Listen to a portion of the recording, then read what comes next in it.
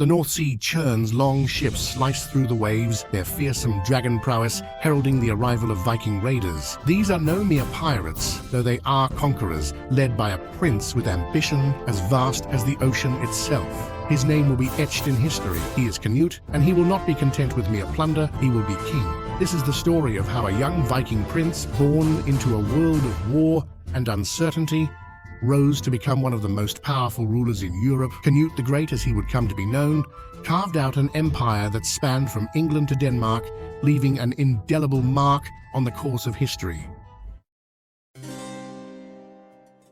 Canute Swanson was born into a world of power struggles and shifting alliances. His father was Sweyn Forkbeard, a Viking king of Denmark and a persistent thorn in the side of England. Canute inherited his father's ambition and military prowess traits that would serve him well in the years to come. Little is known of Canute's early life. We can imagine him, though, amidst the rugged beauty of Denmark, learning the ways of war and leadership from seasoned warriors. The sagas tell of his strength, courage, and cunning mind qualities that marked him out for greatness. His story is not merely one of brute force. However, Canute was also a shrewd diplomat and a pragmatic ruler. He understood that the true power lay not just in conquest, but also in consolidation, in forging alliances, and in creating lasting peace.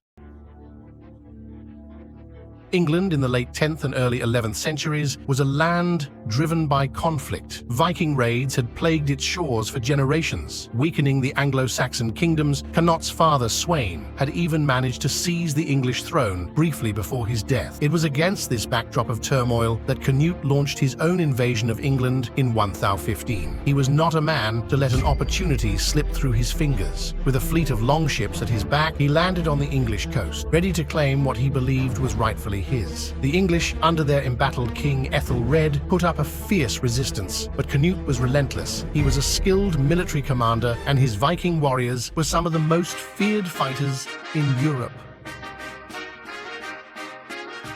Canute's campaign was brutal and bloody. He fought his way across England, crushing all opposition before him. His victory at the Battle of Anglo-Saxon in 1016 cemented his claim to the English throne. He had achieved what his father had begun, with England under his control. Canute set about consolidating his power. He divided the country into 4 urban areas, appointing loyal followers to government. He also established a strong central authority, imposing taxes and maintaining a standing line. His reign was not without its challenges. Rebellions fled up from time to time, and the English nobility, accustomed to their own ways, were not always easy to control. But Canute was a master of real politics. He knew when to be ruthless and when to show mercy. Canute's ambitions extended far beyond the borders of England, where he had already established his rule. He envisioned a vast North Sea empire, a realm that would encompass the lands of his Viking forefathers and stretch across the northern seas, and he was cunning and strategic in the ways he went about building this grand empire, using both force and diplomacy. He secured his hold on Denmark following the death of his brother Harold, who had ruled in his absence, ensuring that his power base was solidified. Then, with Denmark firmly under his control, he turned his attention to Norway, a land rich in resources and strategic importance. Through a combination of military force, strategic marriages, and alliances, he brought Norway under his sway, adding another jewel to his crown and expanding his influence. His empire was more than just a collection of conquered territories. He cultivated relationships with other European rulers, including the Holy Roman Emperor Conrad II, strengthening his position through these alliances. He even embarked on a pilgrimage to Rome, a journey that showcased his priory and bolstered his standing in the eyes of Christendom, demonstrating his commitment to both his faith and his empire.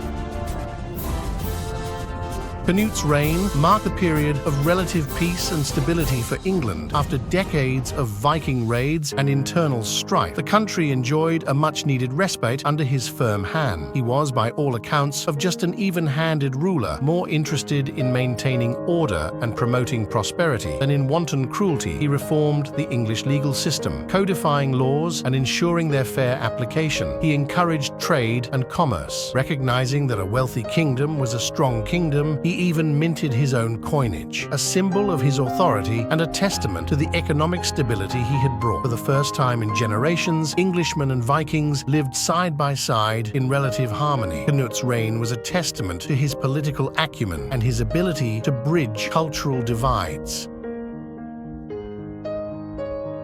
Early in his reign, Canute became a devout Christian and used tradition to advance the interests of the church. His commitment to Christianity was not just a personal belief, but also a governing principle. He funded the construction of churches and monasteries to ensure that places of worship flourished. These structures were not just buildings, but symbols of his dedication to the spiritual and educational uplift of his people. He issued a number of law codes that addressed a wide range of issues from murder and theft to inheritance and property rights. These laws were painstakingly documented and enforced, showcasing his commitment to order and justice. His legal reforms were also influenced by his Christian faith. He sought to create a just and equitable society, one that reflected the teachings of the church. Canute's reign, a time of great learning and cultural flourishing, he patronized scholars and artists, and his court became a center of intellectual and artistic activity. This patronage extended to various fields, including literature and the visual arts. He himself was said to be a man of some learning, fluent in several languages and with a keen interest in history and law. His intellectual pursuits and support for education left a lasting legacy on the cultural and scholarly landscape of his kingdom. The famous story of Canute commanding the tide to stop, only to use its indifference to teach a lesson in humility, highlights his wisdom. He reminded his courtiers that true power belongs to God, illustrating his awareness of his own mortality and the limits of earthly power. Canute's empire, for all its grandeur, was ultimately short-lived. Upon his death in 1035. His sons were unable to hold his vast remains together. England and Denmark went their separate ways, and the dream of a unified North Sea empire died with its creator. Despite its brevity, Canute's reign had a significant influence on the development of English and Scandinavian history.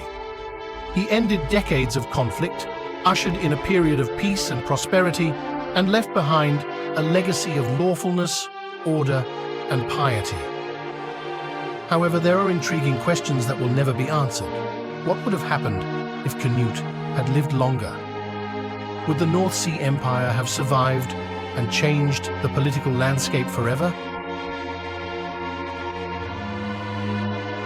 The death of Canute signaled the end of an era for both the Vikings and England. The Viking Age, marked by raiding and expansion, was drawing to a close. The once dominant seafaring warriors were witnessing the decline of their golden age as their influence waned.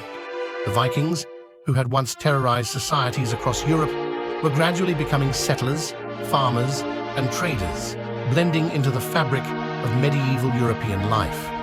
Canute himself epitomized this transition, symbolizing the times.